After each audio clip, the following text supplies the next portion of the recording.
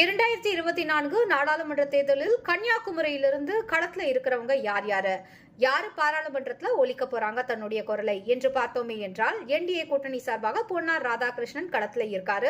தொகுதி மக்களுக்கு பல்வேறு நலத்திட்டங்களை மத்திய அரசிடமிருந்து பெற்று தந்ததற்கு இவர் ஒரு காரணமா இருக்காரு. மீனவர் பிரச்சனைக்காக நிறைய முறை குரல் கொடுத்திருக்காரு. அடுத்ததாக வெற்றி கூட்டணியின் காங்கிரஸ் மற்றும் திமுகவின் சிட்டிங் எம்பியாக இருக்கும் விஜய் வசந்தும் களத்துல இருக்காரு. தொகுதி மக்களுக்கு நன்கு அறிமுகமானவர்.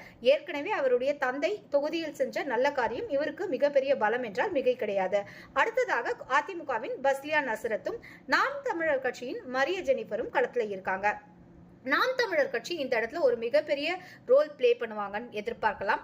ஏனால் மீனவ சமுதாய மக்களிடம் நாம் தமிழருக்கு என்று ஒரு பிரத்யேகமான வாக்கு வங்கி உருவாகி இருக்கு என்றால் அது மிகை கிடையாது. பொறுத்திருந்து பார்ப்போம். 2024 கன்னியாகுமரி தொகுதியிலிருந்து தன்னுடைய குரலை பாராளுமன்றத்தில் ஒலிக்க போவது யார்?